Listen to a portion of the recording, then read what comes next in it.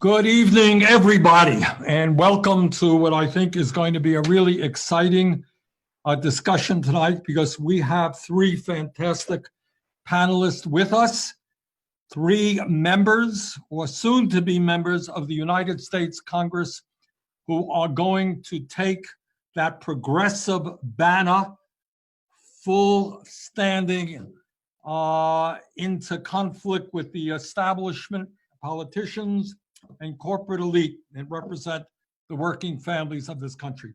These are great people who have run great campaigns. And let me introduce them to you. Re-elected last night in a landslide victory. They told us, Rashida, it was going to be a tough race. Won, what was it, 66 to 33 or something? A little 69. It's like, Really? But who was counting? All right, congratulations. Thank you so much. I thank you, Amo Bernie. I really appreciate everything. You know, what I love about you is, you didn't become the Democratic nominee, but you didn't give up on this movement. And you continue to support so many of us that are speaking truth, that are really putting people before profit. And I just can't thank you enough for not giving up on this movement and just continue to support people like us. How could I give up when we have people like you guys? I mean, you inspire me. You inspire the American people. Jamaal Bowman won an incredible victory. He took on the entire political establishment. Is that fair to say, Jamaal?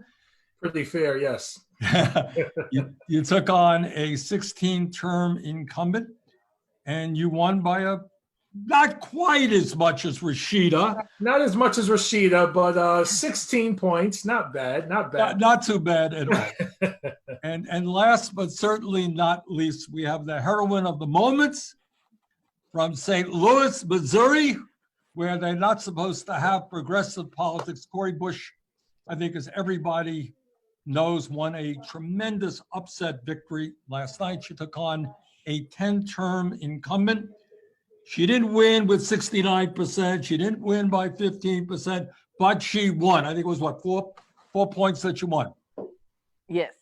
All yes, right. I can't believe it. Well, believe it. You're the first person, so you better believe it. All right, we got three great people here. I want to start her off. Cori, I think you have a little bit of a time constraint, do you? We have to get you out a little bit early, or not the case? No, Not I'm the okay. case. All right. 9 o'clock. Well, this is what I'd like to discuss. We got plenty of time to do it.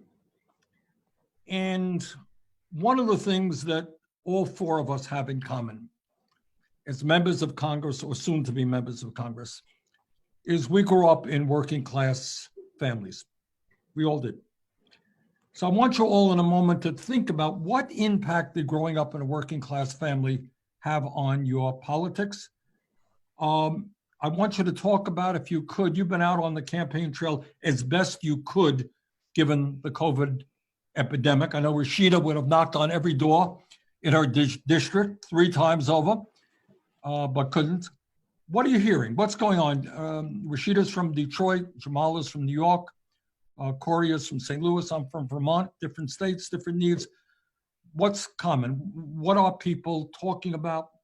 And why do you think in every instance with you three, people were prepared to vote for a progressive candidate and put aside establishment type candidates? Because in every case, you are running, in all due respect, this is not maligning anybody, but just that you are running against establishment candidates. And the last question I want you to think about for this line of discussion is, where do we go from here?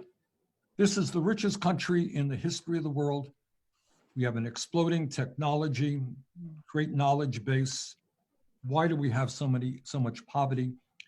Why are so many people living paycheck to paycheck? What's your vision for a newer America? Let's start off then with our re-elected Congresswoman from Detroit, Rashida Tlaib. Rashida, tell us a little bit about your background and how that maybe influenced your politics. yeah, I think folks need, my dad was a UAW member, Ford worker, an auto plant. He only had 4th grade education. First time he really felt human dignity is when he joined the UAW, and he felt a power that yes, he deserves fair wages, he deserves health coverage. My mother only 8th grade education, both Palestinian immigrants. And what I love is, I'm the eldest of 14, so I've been taking care of people all my life. And I just remember being my mother's translator until I was 12 years old and going up to the counters and always translating for her. And even though she understood English, she never would speak it because of the What did she speak? Arabic? Arabic. She spoke Arabic, and I would translate for her, Bernie. And I remember being at Sears, when folks know where Sears is now. I don't know. And I remember going up to the counter and I would translate for my mom. And the cashier one time says, why doesn't she speak English? She should learn English. And I look at her and I said, but do you notice I'm not translating what you're saying to her?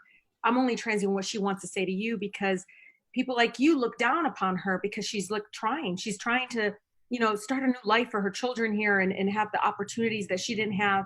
And I just, in so many ways remember being that little girl. And now, thinking back, like my parents, the first to graduate from high school and college, and now I'm a freaking United States Congresswoman. And it was people driven. I didn't take corporate PAC money to do it. I didn't have to sell out to do it. And, it's these lived experiences that we bring of this kind of othering that happens in our policies, these kinds of othering that happens within culture of these policies, that doesn't give us a fair shot, that really leaves us behind. You see it in the pandemic. It's been exposed so much over and over again during this pandemic. But Amo Bernie, it is an honor. And, Cori, I just want you to know, you'll still be in awe. I walk on that floor and sometimes I'm like, oh my God, I cannot believe I'm here. But we're going to go home every week. We're going to go back and we're going to stay close to the pain, because it's that lived experience. It's not just that Congress needs to look differently. It needs to feel different. It needs to speak differently. And I'm so incredibly proud that I bring that lived experiences of being the eldest of 14, being part of UAW Home, child of Palestinian immigrants, all of that with me when I come into the House floor. Thanks very much. Jamaal, what is your background? How did that influence your politics? Wait a minute. Did Rashida just say she was the eldest of 15? 14. 14? Oh yeah, you got to meet them. That's how she got elected. That was half. As a voting block. I have a voting block. Well, I am the middle child. I have 4 sisters. I have 2 older and 2 younger. Raised by a single mom who worked in the post office. She graduated high school, worked in the post office, and was a member of the postal union my entire life. Lived in public housing, lived in the housing projects and rent-stabilized apartments. Went to public schools my entire life, and I was lucky because I grew up in a very diverse community. And I say lucky because we know how segregated, our country is. Every city, every state, every town is incredibly segregated. But when you grow up in a diverse community, you get to connect with and learn about other people and other cultures from all parts of the world. And my lived experiences growing up in a single mom, growing up during the crack cocaine epidemic, which ravaged Black and brown communities in particular. Also, the AIDS crisis was around when I grew up. And growing up in a diverse community gave me lived experiences that I think just gave me a certain level of empathy and compassion as I approached education first and foremost, as a teacher, school counselor, and middle school principal. And it made me like a social justice educator. It wasn't just about providing a quality academic environment. It was about social and emotional learning. It was about mental health. It was about interrogating the community and why certain communities lived in concentrated poverty and others did not. That question sort of drew how I approach education from the very beginning. And as a candidate, it's those lived experiences, to Rashida's point.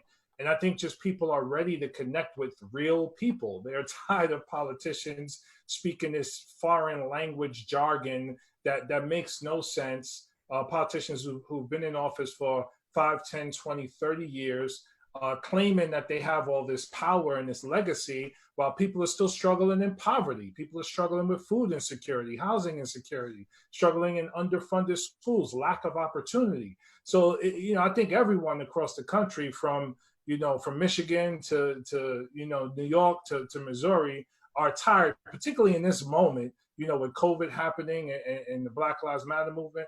People are tired of the status quo, and they're tired of the same old, and they're ready to vote people in that they can connect with very authentically, because this is a politics of love, not a politics of fear.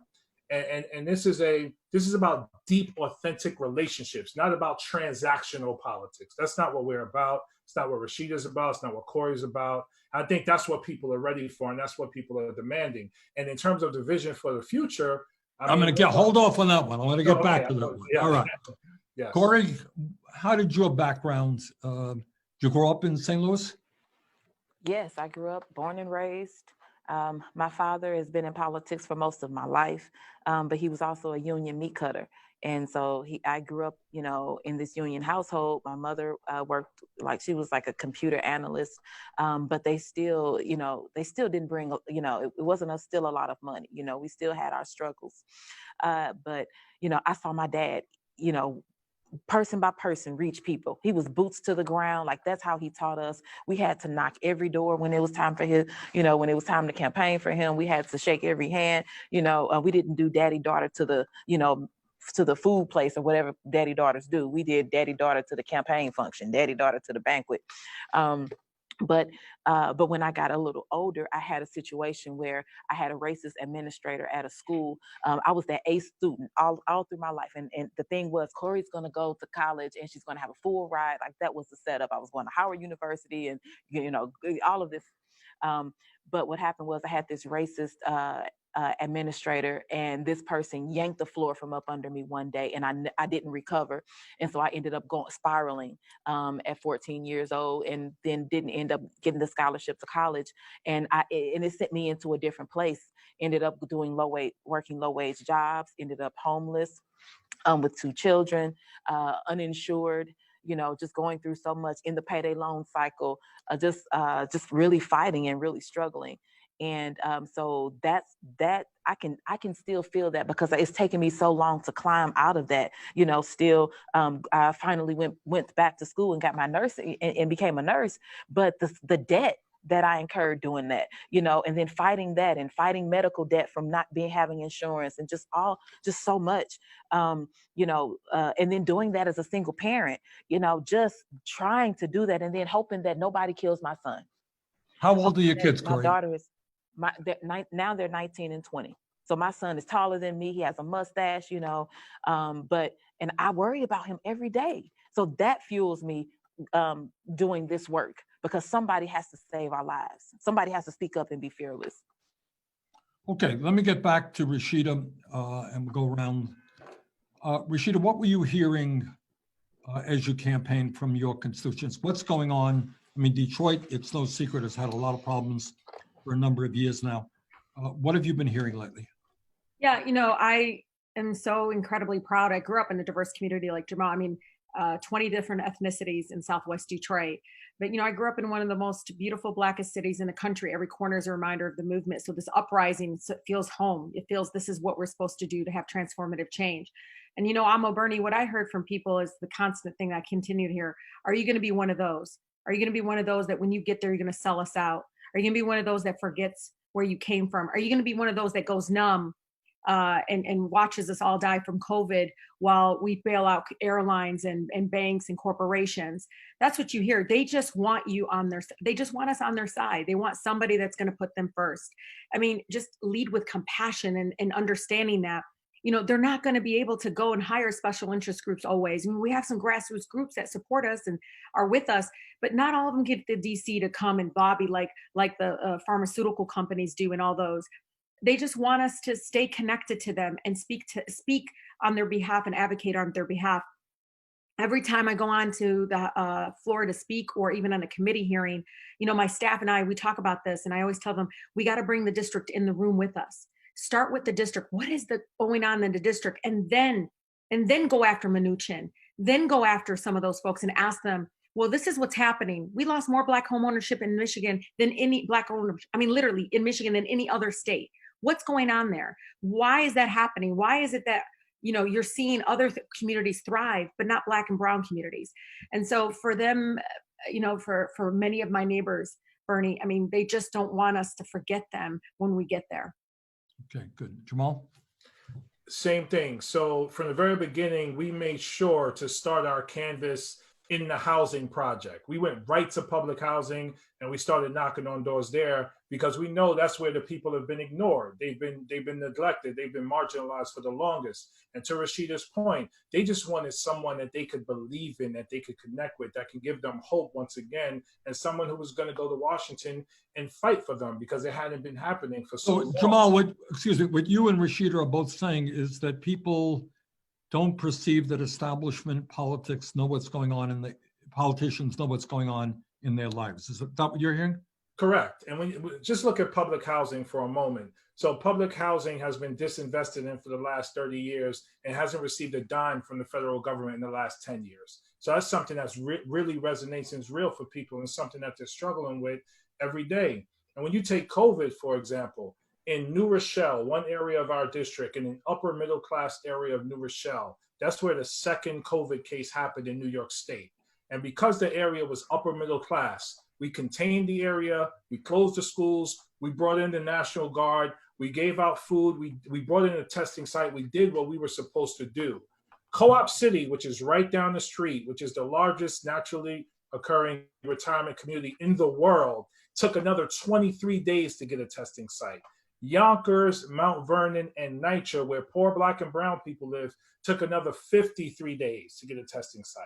So when we talk about the disparities, it's not just the pre-existing condition of being poor and Black in this country, it's how we responded once COVID hit. So that's the frustration that people were communicating. Lack of health care, being underinsured, housing insecurity, food insecurity. I mean, our campaign became part of a mutual aid network that had to get food to people in the middle of a pandemic, not just because of failure from the Trump administration, but we're talking about failure top to bottom, Democrats and Republicans, in terms of their response to this pandemic. Cori, what were you hearing out on the campaign trail? Oh my goodness. So healthcare was a huge issue, especially in my district where we're talking about people with underlying, we are a predominantly African-American district that is starting to change right now as we speak, but predominantly African-American community where there is poverty. So we have people who didn't have healthcare, or they have the access, but they don't actually have the care because they can't afford the medicine or they can't afford to go to the doctor. And so we had this situation where people were just, our essential workers. Of course, they're the ones that are going to work. So they were the ones getting sick. People in the working in nursing homes, they were the ones getting sick. And what could we do about it? So I was hearing, so many people getting sick and they couldn't do anything. Like myself, I was uninsured and I was sick with COVID symptoms for 2 months, and there was nothing I could do about it. I have 2 stacks of hospital bills right now, doctor's bills and the ambulance bill.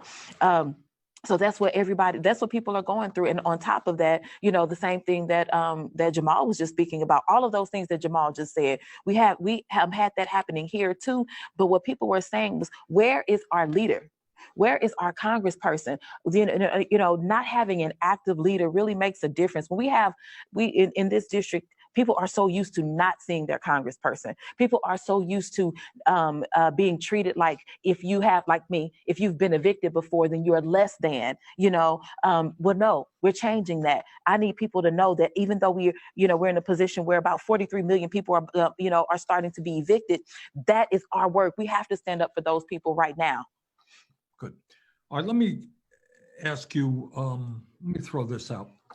I think one of the differences between liberals and progressives, and we are progressives, is that it's not just we're fighting for the right things, we are prepared to take on powerful special interests. And that we know, and I've always known, that real change never takes place without struggle. That is the history of any real change in America. No one gives you anything. You got to take it, you got to fight for it. In the last 4 months, you may or may not know, and the viewers may or may not know, that 500 billionaires have seen their wealth increase by $700 billion in the midst of this pandemic, when, as you have all described, your constituents are in desperate condition, losing their homes, not having any health care, unable to pay their debts. All right.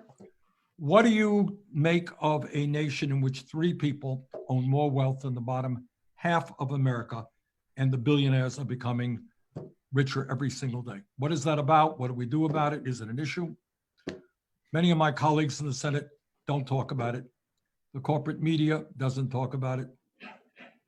What do you think? That an issue, Rashida? Well, I'll tell you right now, when you say I'm ready any day, any time to take on these corporate bullies.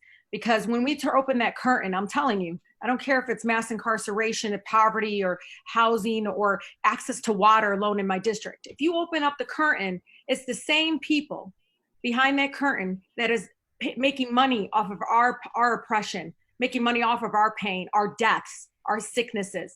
And so, I thrive when it comes to just exposing people for their ugliness of, corporate greed, and showing people they deserve better. And I'll tell you, the tainting of the process is real, y'all. I've been there a year and a half and I see it. It's not that people don't even want to talk about it. It's that people have opened the doors for them to shape policies and shape decisions that literally allow people in my community not to have access to water, to clean water. They're literally doing Rashida, I know that you have been, people are out there and they're saying this woman comes from a major city, Detroit. What is she talking about? Access to clean water. Say a word about that and then say, I was with you.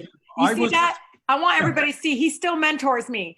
I get a poll that says I'm going to beat her 2-1. He's like, throw the poll away.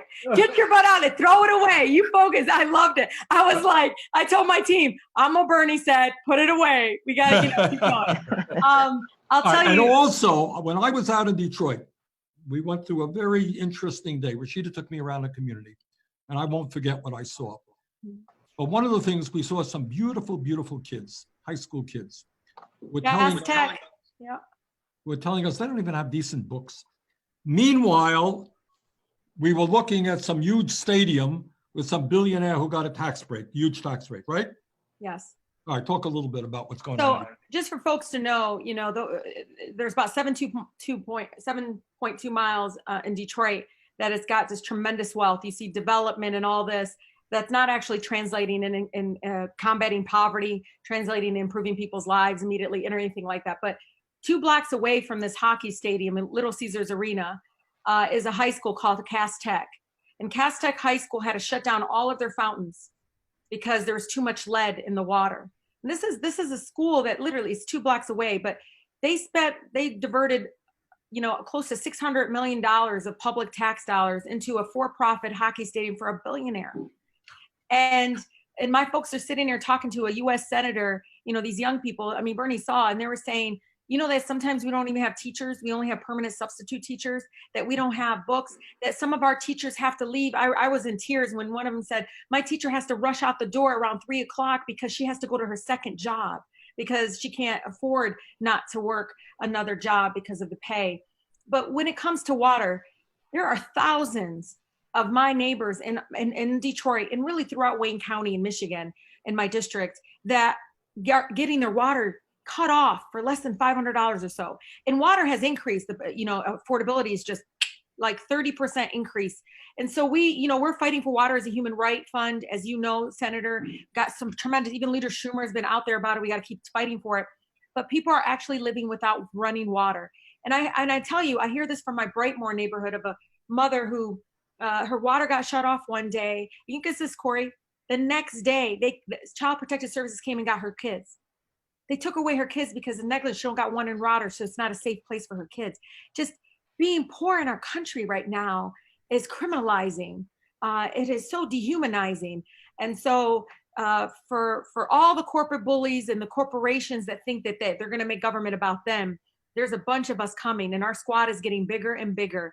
And we're going to continue to fight back against that. And we're going to show people what they deserve. Like Jamaal said, love of politics. We're going to deserve, politics of love. We're going to show people that there are folks that love them, that there are folks like us that deeply care about their well-being, because they don't deserve anything less, Bernie. I'm so tired of folks in this amount of pain and hurt right now when they see us, folks making decisions that leave them behind. Jamaal, what do you think about the power of the corporate elite of a nation where so few have so much, so many have so little. And by the way, it's not only economic, it's powerlessness. What you guys were talking about a moment ago, you knock on the doors of projects, people have no power. They don't believe that any of their concerns is going to be addressed. Jamaal, what's your feeling about that? Our political and economic system is genocidal. Like, we're literally killing people for profit. We have a pandemic where we have well over 150,000 dead, and the millionaire and billionaire class has grown. 2 weeks ago, Jeff Bezos made $13 billion in one day, in a single day. And we have people in the streets lined up for food pantries trying to feed their families. It's genocidal. It's been unequal since the inception of this country. But over the last 40 years, when you talk about big money in politics and how our elected officials have been co-opted by the private elite, it's gotten worse. So I want to challenge everyone who calls himself a Democrat to stop taking corporate PAC money. At the very least, do not take money from the military industrial complex, do not take money from big pharma, and do not take money from the fossil fuel industry, and also big real estate, at the very least. Because I believe that I'm a part of something that we're taking the baton and the torch from the civil rights movement. And Dr. King called out militarism, capitalism, and racism as the three evils that we were fighting against. And I will add sexism, anti-Semitism, homophobia, Islamophobia, xenophobia as something that we're all fighting to defeat during this time. So I want to challenge my Democratic colleagues. Stop taking corporate PAC money. Stop feeding industries that are literally killing us. And if you're Black and brown and poor, you're more likely to get sick, to have poor academic outcomes, and have poor economic outcomes as well. And by the way, let me inject that and agree with you 100%. And I say this to the viewers out there, you who have supported these candidates with your $20 checks or your $10 checks, you have resulted, your work has resulted in these guys getting elected. Because what is beginning to happen now is candidates like Jamaal and Rashida and Cori can run without being dependent on big money interest. They can speak for the people because they're being funded by the people. That is part of the political revolution. It's a big deal.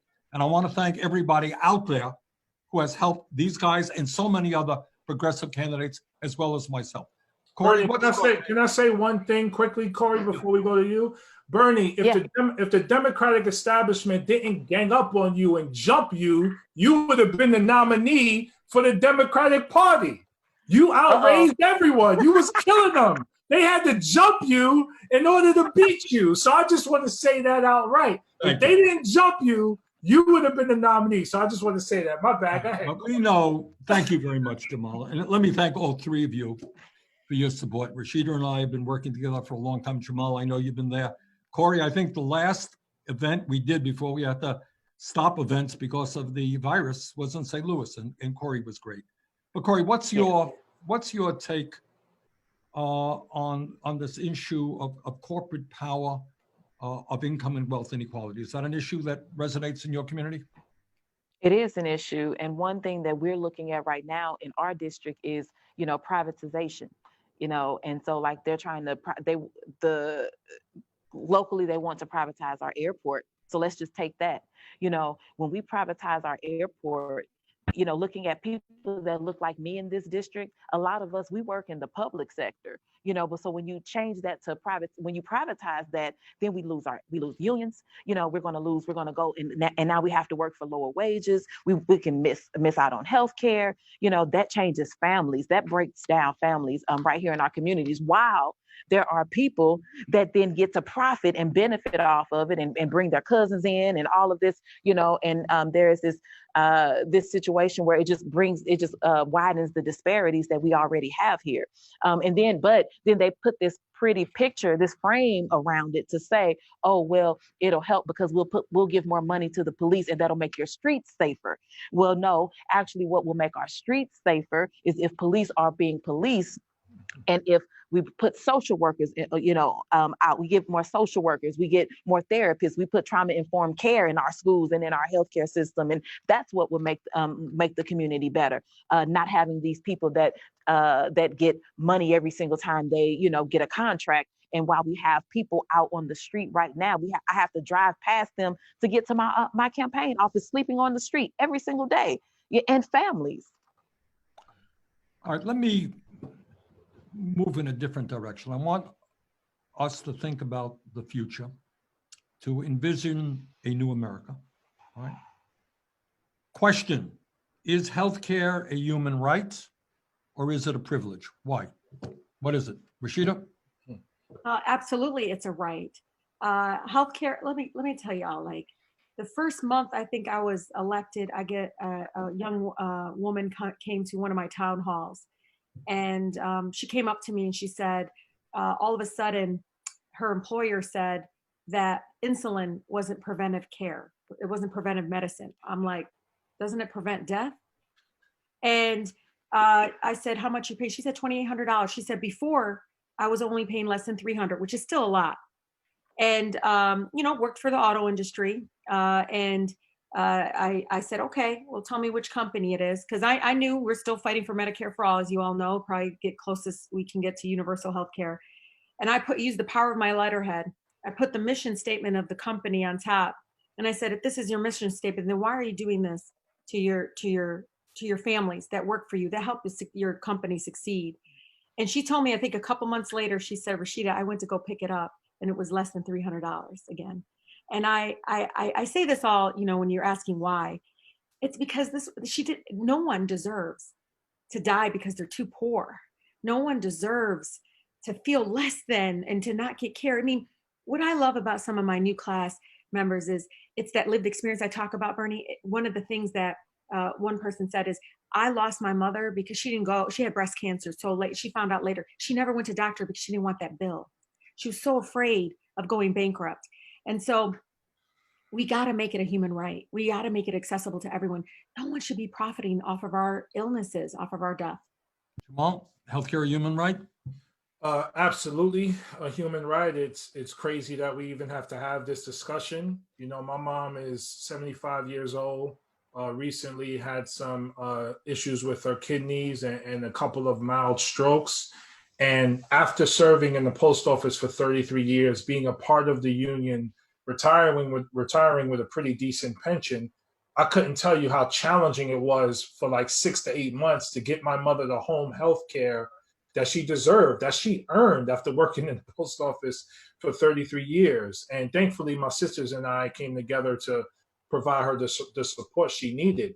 But just as quickly or as easy as it is for me to pick up the phone, dial 911, and get a cop to come to my house about a particular crime, I should be able to get healthcare access for my mom, and everyone in this country should be able to get healthcare access for their families, not just in terms of long-term care, but we're talking mental health, other curable diseases. So many people are dying from curable diseases because they're uninsured or underinsured and afraid to go to the doctor to get the— Jamaal, the number that I have heard, it's an unbelievable number. You talk about ugliness and cruelty. 60,000 Americans every year die because they don't get to a doctor when they should. Cori, healthcare a human right?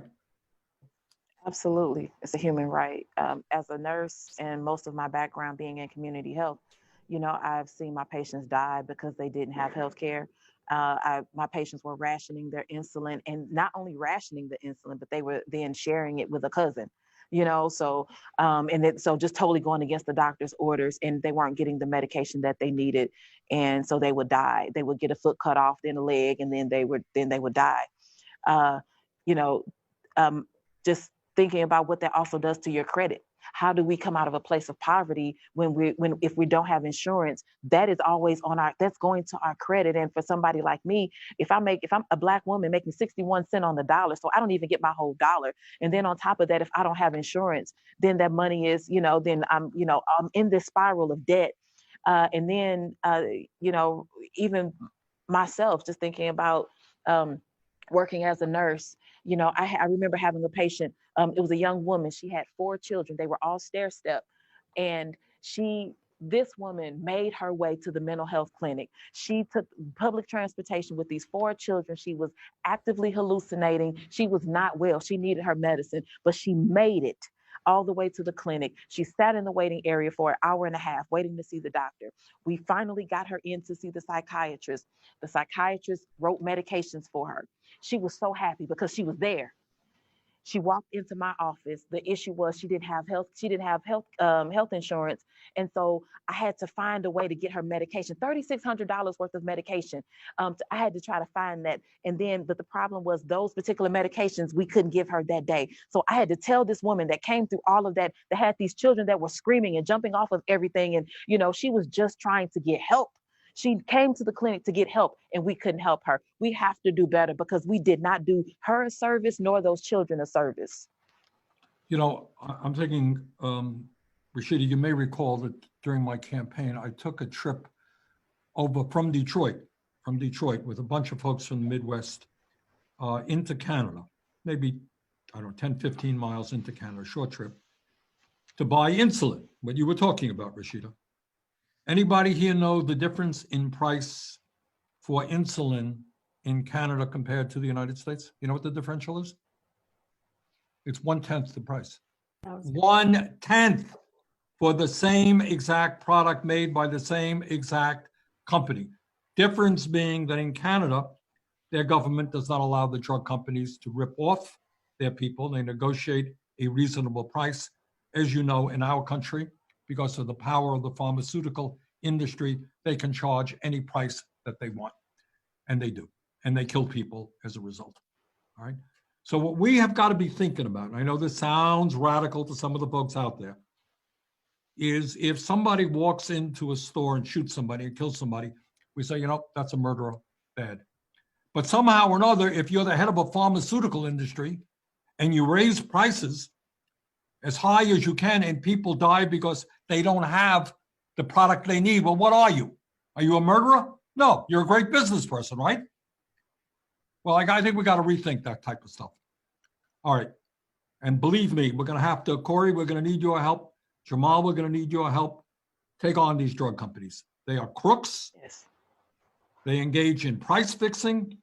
In terms of the opioid epidemic that we have seen, they were pushing their product all over this country, knowing that people were getting addicted. Don't get me onto the drug companies, or you guys will never have a chance to talk. That won't be a good thing.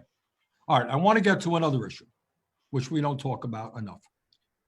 Before the pandemic, Trump was saying, unemployment is low. We got a great economy, working great for the African-American community, da-da-da-da-da-da-da.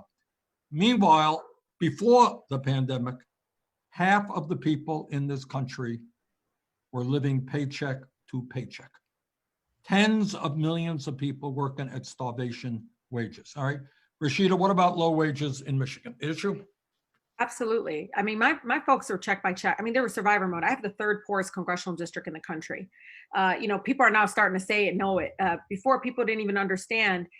When I said check by check, I'm literally telling people they're like one emergency away from, completely just being, out in the streets.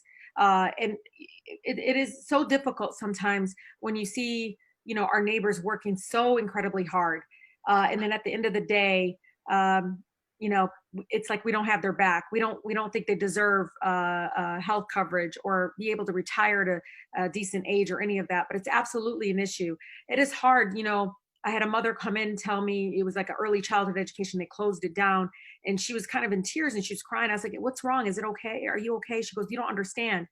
That's the place that my kids can eat twice a day. That's how much they're suffering, And I'm so tired.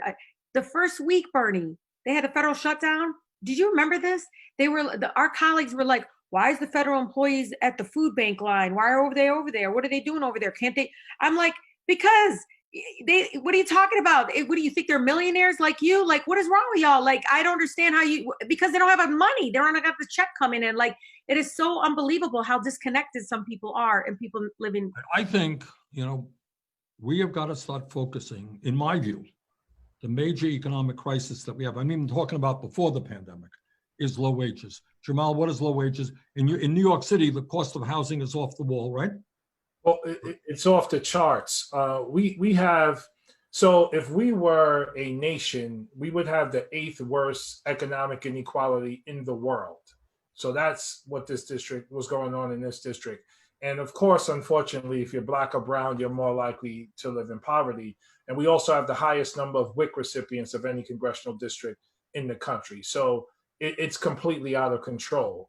Unemployment and underemployment is out of control. And this is where, I support a federal jobs guarantee, making sure that we pay everyone a family sustaining wage in alignment with the cost of living index to make sure that people can afford their housing, their food, they earn sick leave, they earn vacation time, and they have universal health care.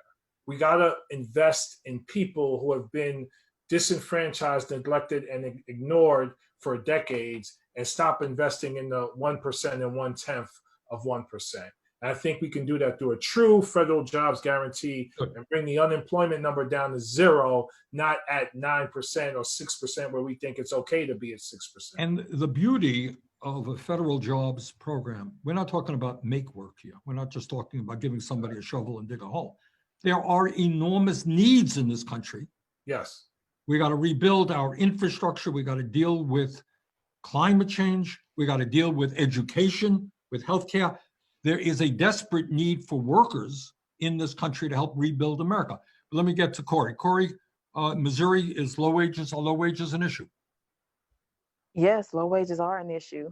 We worked really hard to try to get $15 an hour, and St. Louis City had it, and then the state came back and made a decision to take it away. But we did get something out of it. But the thing is, saying $12 an hour is enough to raise a family on. It's not. $15 an hour. Even though that's what a lot of us have been asking for, but that still can have people struggling depending on where you live. So that's not. It shouldn't be too much to ask for when we have people who are working. People are working 40, 50-hour weeks and then have to go and work a second job just to be able to pay the bills. We're not. Rent is not going down. Food prices are not going down. We have people right now who are at risk for utility shutoffs. Some who have had shutoffs. People that are facing these evictions. What do we do with those people? Because the other thing is this. Our essential workers, many of them weren't even making $15 an hour. Many of them were making $9, $10 an hour. And we have a whole group of people making $10 an hour, supporting a family, not getting any kind of hazard pay. And then the same people who are also the at-risk population. And Cori, some of those uninsured. people, when they're making $8 or $9 an hour, they're not even working full-time. No. They get part-time jobs, correct? That part-time jobs. And so, the other part of that is you can't even get health care. I mean, you can't even get child care that way. So, that really makes it difficult. We have so many people that are in a place where people don't understand. If you haven't been, some people that haven't been there may not really understand. I've been there. I know what that's like, working low wage, and you don't know what's going to happen with your children. All right, I want to get back to another issue, which is of enormous consequence, and that is education, the future of America. And I don't even want to get into what this pandemic has done to kids in this country. I don't know. I got 4 grandchildren. Kids are not going to school. I can't even begin to imagine what this means in terms of their intellectual futures. But talk a little bit, Rashida, about the quality of schools now, whether we're attracting the best and the brightest to be educators. What about childcare? What about college? What about student debt? What's going on in the Detroit area? I mean, right now, I was talking to our superintendent for the state. We're going to be in a deficit, of course. If people don't understand, the revenue is going to drop. I mean, I think the Center for Budget and Policy said we're going to have a shortfall of $305 billion alone nationally for school funding, which, folks, my school district's already talking about having a 2-day rather than 5-day school weeks, because they know that it's just not going to be possible. Not just only because of the pandemic, but because of the result of the loss of revenue from the pandemic. So let's say that again. I want everybody to hear. Okay. In the United States of America, The wealthiest He country. does this, Jamaal. You'll get used to it. No, no, I'm helping you articulate. Stop it. You're gonna learn that. Hey, I'm a Bernie. I'm not saying no. I'm just letting the other kids know what happened. You see, Okay. it's hard raising kids, isn't it? And I've been trying to raise her. Look what I get. But here we are. Yeah, I mean, you're talking about school districts right now that are talking about one, obviously the pandemic is preventing the full opening, but also they're already seeing that there's going to be a huge deficit. They're not going to be able to have the per pupil allotment enough to be able to have 5-day week schools. They're talking about 2 days because, again, the loss in revenue is $305 billion that they need right now. That's the estimation so far. And that's just with the pandemic. We had what it's been now 6, 7, or 8 months. No, imagine, yeah.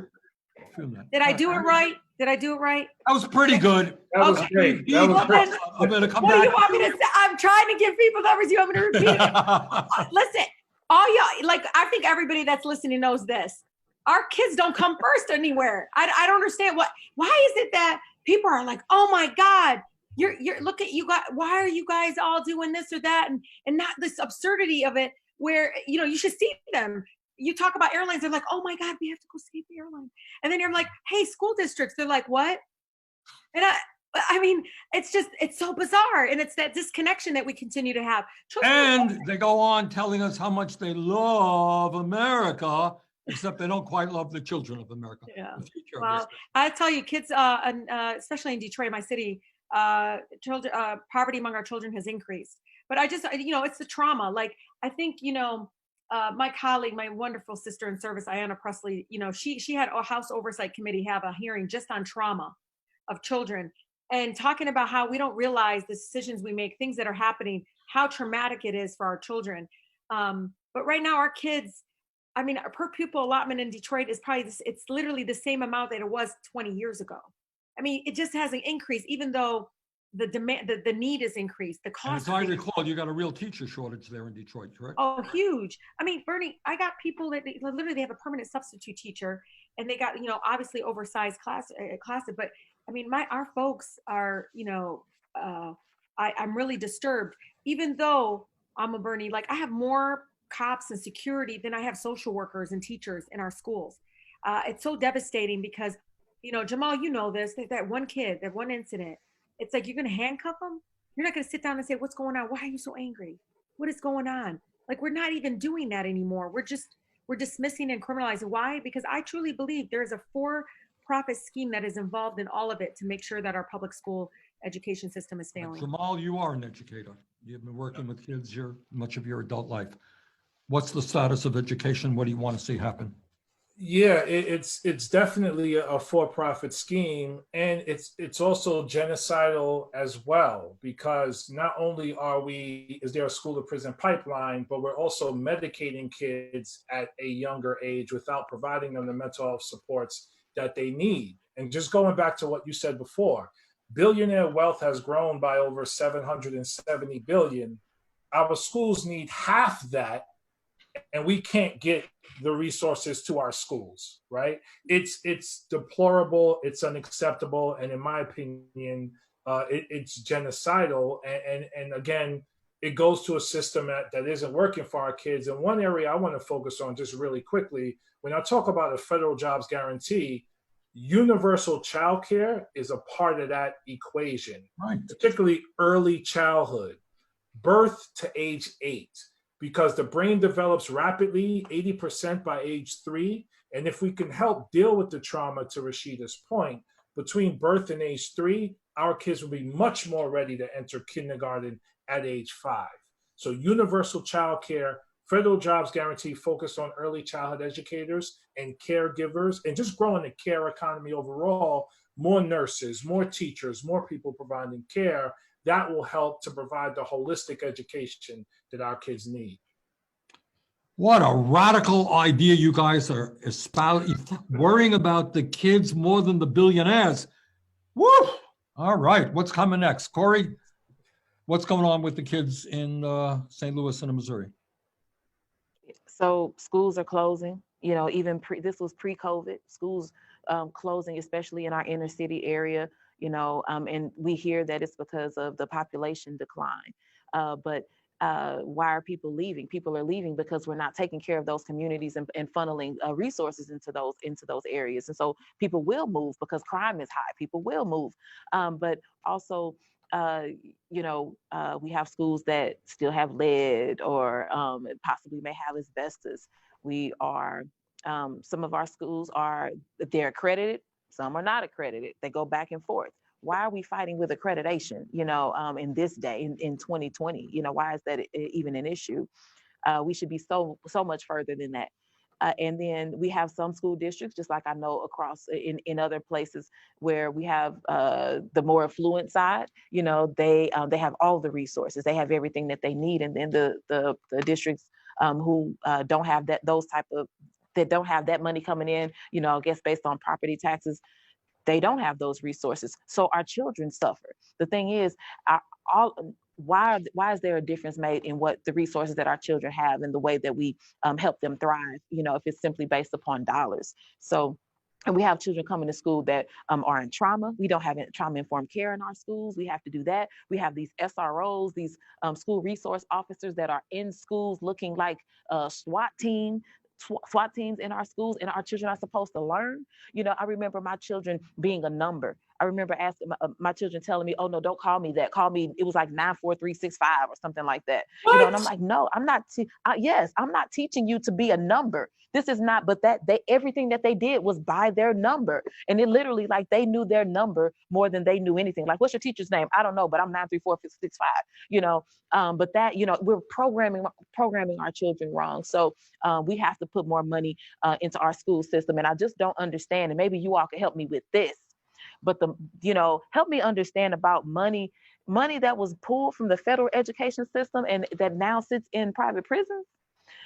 I just don't understand. And that started some years ago. I just don't understand how we can do that. And so we're over incarcerating and under educating our students. Missouri stays like about a D for education, in this country. We're like number 45, 46, 47, something like, we go back and forth. Why are we so low on the list? And the thing is, Missouri's best schools get to be a D. Like the best the best we have gives us a D across the country.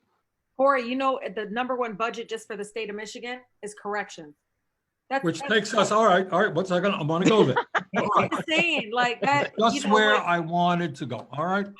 We got more people in jail than any other country on earth, more than communist China, which is 4 times our size, disproportionately African-American, Latino, and Native American. Simultaneously, we have the highest rate of childhood poverty of almost any major country on earth. You all described the appalling challenges that public schools are facing today. All right, why do we have more people in jail than any other country? What are we going to do about criminal justice reform? Who wants to start off? Oh no, you smell that? It's called corporate greed. I don't know how many times I got to tell you. It literally, they make money off of the cell phone service, the food, the uniforms they have to wear. Everything is contracted out. It's all for profit. Even how they do it, and it's so evident that they're making money off incarcerating our people. The more they have, the more money they make. They're literally wanting to build a jail in my city before they want to go fix the fact that we have lead in our water. And children can't learn if they're being poisoned. They just can't. I mean, any amount of lead is not safe. And our kids, studies show that kids have a hard time learning when they have lead. Obviously, they're getting sick and they're not able to truly be able to develop their brains properly. But yeah, I mean, Bertie, it's the same thing. I mean, you open that curtain, it's the same thing. They're making money. They're making money off of our pain. They're making money imprisoning our brothers, our sisters, our relatives. When COVID happened, I knew I had a high number of folks that are impacted by mass incarceration. But when COVID happened, my phone would not stop ringing to people saying, please get my son out. Please, my uncle's in there. This is a death sentence. He just got a suspended driver's license. Like, please take him out. Like, because he's going to die if he gets COVID. And in fact, we had a live stream on this a few months ago. I don't know what the number is now. It's at least 500. Somebody correct me if I'm wrong. 500 people in jail in the United States have died already from COVID. I think that's a conservative number. All right, Jamaal, say a few words. Yeah. Why do we have more people in jail? How do we reform what is clearly a broken and racist criminal justice system? Well, according to the 13th Amendment, slavery is allowed to continue when you're in prison, when you're incarcerated. So it's a legacy of slavery. Mass incarceration and police brutality are part of the legacy of slavery. So we're targeting poor communities and communities of color. We've under-resourced them, we've neglected them, we've underfunded their schools, we've miseducated them, taken resources away, taken jobs away, and add police so that we can incarcerate people and allow them to work for pretty much no wages. So it is a for-profit industry. It's a slave-driven industry, and it's a legacy of racism that continues to live in our country as part of all of America's institutions. Structural racism lives within every American institution, and we have to deal with it honestly, explicitly, and urgently. And mass incarceration is a big part of that. And what we're talking about, love and care and compassion and empathy and true public health and public safety and the well-being of our people, is something that our country hasn't spoken about for a very long time. So it's good to be a part of a movement, our movement, that's going to create a country that centers the well-being of everyone versus what we've been doing the last 40 years. Cori, what about criminal justice? I know you obviously were actively involved in Ferguson. Talk a little bit about what you're seeing, what you want to see. Yeah, so I'm going to say, I agree totally with Rashida and Jamaal, what you all were talking about, like that being the reason. And I think that also I can add that when we have, when there's no real police accountability, how do people get to the point to where they are in prison? Locally, we were able to work, activists were able to work to close one of our medium security institutions. It had rats and mold, and it was just really deplorable conditions. It was inhumane to have people living that way, especially while they were people that hadn't even been convicted of anything, people who hadn't seen seen any kind of a judge. They were there because they didn't have the $300, or they did have, they could have been at home waiting for court, but instead they were spending a year, in this prison, in this lockup, away from because they didn't have bail. Jobs. Is that because they didn't have the bail? I want to stop on that one note, because I don't think a whole lot of people know this. I got to confess, I did not know this until a few years ago. We have about 2 million people behind bars tonight, and 20% of those people have not been convicted of anything. They are there because 700,000. 700,000. Is that what it is? 700,000. I'm helping you out, Bernie. Oh, all right. People don't talk. 700,000 are literally right now that haven't been convicted of crime or anything. They just can't afford bail. During a pandemic, they're still in there. Like in some states, they haven't let them out. And like, again, it's just because they didn't go before court. They can't afford it. We raise money. I don't know. Watch Jamaal, Cori, you're going to get contacted by local groups. They reached out to me. We raised like $20,000 just for Mother's Day to bail out mothers on Mother's Day that could be with their family. It's just devastating. All right, Cori, before you were rudely interrupted by Rashida. You'll get used to that. Oh my God, Bernie. I was just helping. That's all.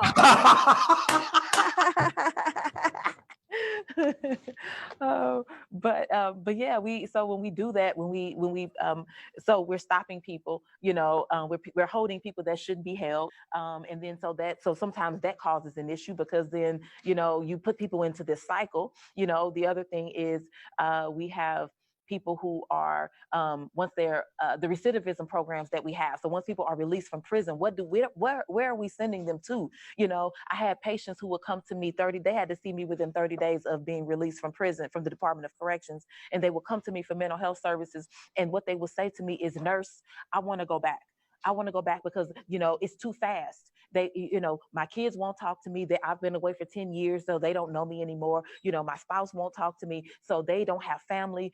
So they're like, I'm going to go do something so that I can go back to jail." I've had patients come to my office and say, "You know what? You told me to let you know the day I was going to go kill my family. Today is that day," and they walk out, and walk away, and then I'm, But that is the other thing. We're not taking care of people when they are released from prison. We don't connect them. People learned a skill. real while they were in prison? Are we connecting them to that same opportunity once they're out of prison? You know, are we making sure, Senator Sanders, I know you have that, you know, I love your platform. You know, what are we doing with our HBCUs? Are we making sure, are we putting those programs inside the prisons, you know, those certificate or degree programs in the prisons so that people can come out with a real job, you know? All right. We've covered a lot of grounds. And on a personal note, let me thank you all for being with us tonight. But I am very excited about continuing to work with Rashida when she allows me to say a few words. Oh my God, I'm gonna get you back for this. He is tearing you up tonight, Rashida. I know, right? I love her. I No, love her. Cori. Usually it's about here. She goes, "You're crying again." I'm like, it's emotional. And I want to thank Rashida. You will all notice I did not hear one word of profanity. We've been on the air for an hour. I have been in the getting chat. better. This is an all-time It was in the world chat. record.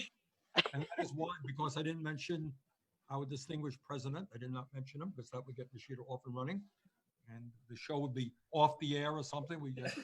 But Jamaal and Cori, I am very excited about both of you being there. You're representing your constituents. God only knows we have an enormous amount of work to do. And I look forward to working with you. Okay, thank you all so much. Corey. Not me, us. I'm so Night, happy and excited to work with you all. Bye. Bye. Love y'all. Good night. Night. Love you all.